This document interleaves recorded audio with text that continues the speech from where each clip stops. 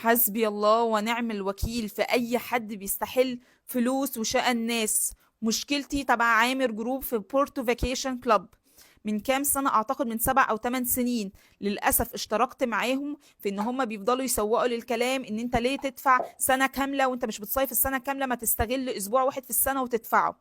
وبالفعل اشتركت انا وزوجي في المشروع دوت. بس للاسف ان انا ما بعرفش اصلا اطلع اسبوع الهاي سيزون بيقولوا عليه. يقولوا لي العدد كومبليت يا فندم، مفيش حجز حضرتك، يا اما تصيفي في شهر 6 يا اما بقى في اواخر 9 او 10. خلاص حاولت ابيعها اكتر من مره ما عرفتش. حاولت اعمل اي حاجه ان انا استرد فلوسي ورحت لهم هناك، يقولوا لي لا يا فندم هتخسري. في الاخر كان ايه؟ بقيت بدفع الاشتراكات السنويه اللي هي 9000. انا بقول اشتراكات سنويه دوت مش مقدم، دوت مش قسط، مش دفعه صيانه، كل دول انا دافعاهم. ده اشتراك سنوي. وبعد ما كنت بدفع الاشتراك السنوي ما لاقيش حجز، لان انت بتبقى لازم تدفع الاشتراك وبعد كده تشوف في مكان ولا ما فيش. بعد ما ادفع يقول لي لا ما فيش يا فندم، فاضطر اروح تاني اجر تاني بره وادفع فلوس تاني. بعد ده كله سنه 2025 ما رحتش وما دفعتش فلوس الاشتراك. اكلمهم السنه دي انا عايزه ابيعها اصلا، يقول لي يا فندم حصل لك ترمينيشن. نعم؟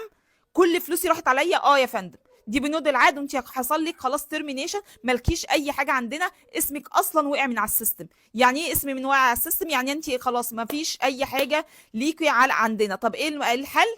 انا اصلا ما دفعتش اشتراك السنه يا جماعه وانا ما رحتش، فانتوا كابورتو استفدتوا اصلا من الاسبوع بتاعي ان انتوا اجرتوه باضعاف مضاعفه. يعني انتوا اجرتوا الفلوس خلاص، يعني انتوا استفدتوا وانا ما استفدتش، فبالتالي ما دفعتش. ادفع ليه فلوس اشتراك وانا ما روحتش؟ يقول لي يا فندم الحل الوحيد ان احنا فلوسك ديت هناخدها ان انت تدفعيها مقدم لمشروع تاني. فبعد ما خلصت واستنزفت كل حاجه واقساطي وصيانتي، ارجع تاني اعيد كل دوت من الاول، ارجع تاني ادفع فلوس مقدم تاني، ارجع تاني ادفع صيانه، ارجع تاني ادفع اقساط عشان اروح مشروع تاني. طب ده في كلام يعقل كده؟ انا عايزه اصل فلوسي يرجع لي لو سمحتوا. انا مش عايزه اكتر من كده هوت، او ربنا يعوض عليا في الكام سنه الواحد كان فاكر ان هو اشترى حاجه في زمن الرخص عشان حاجه ده استثمار عقاري اضعافها تزيد دلوقتي يستفيد. المفروض الواحد بيعمل استثمار عقاري عشان كده. حتى ده ما حصلتش عليه. لا او فلوسي الاصل الفلوس كمان راحت. يعني ربنا يعوض عليا في المكسب اللي انا ما كسبتهوش بعد 7 8 سنين. افتكروا من 7 8 سنين كانت الحاجه بكام ودلوقتي الحاجه بقت بكام. كل دوت ما اخدتوش، ما استفدتش بيه.